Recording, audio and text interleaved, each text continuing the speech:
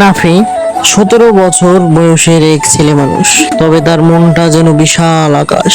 একদিন যখন সে পথ দিয়ে হাঁটছিল, তখন এক বৃদ্ধ পড়ে আছেন। সবাই ব্যস্ত, কিন্তু বৃদ্ধকে দেখে নাফি তুলে নিয়ে হাসপাতালের দিকে রওনা হয়ে গেল। এরপর বৃদ্ধকে হাসপাতালে ভর্তি করলো।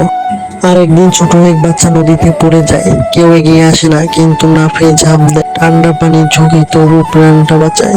সে আস্তে আস্তে বড় হতে থাকে এবং একদিন বন্যা এলে সে নিজেদের জমানো টাকায় চাল ডাল কিনে মানুষের ঘরে পৌঁছে দেয়।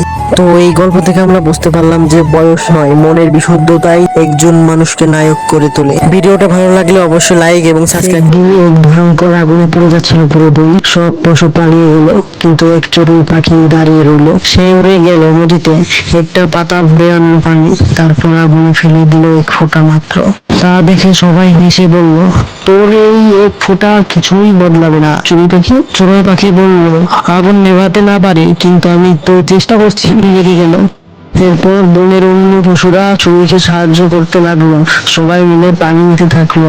সবাই চড়ুইয়ের মতো পাতায় এক ফোঁটা ফোঁটা করে পানি নিয়ে যাচ্ছিল, আর তারা এইভাবেই এক সময় বনের আগুন নিভিয়ে ফেলতে পারলো।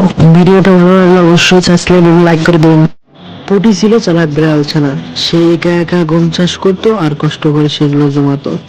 কিন্তু কিছু খারাপ বিড়াল ছানা তারা তার কাজকে পছন্দ করতো না। তারা চিন্তা করলো গমগুলোকে তারা চুরি করে নেবে।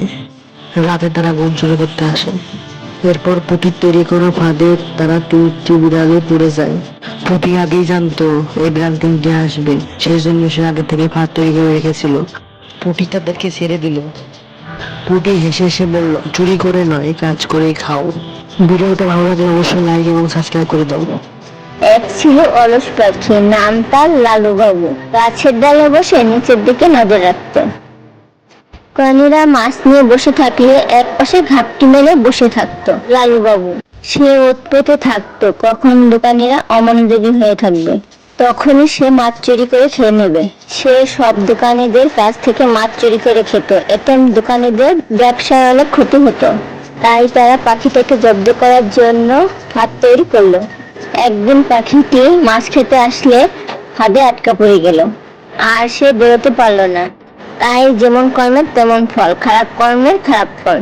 পাখিটাকে ভালো করতে চাইলে তাড়াতাড়ি লাইক এবং সাবস্ক্রাইব করে দাও।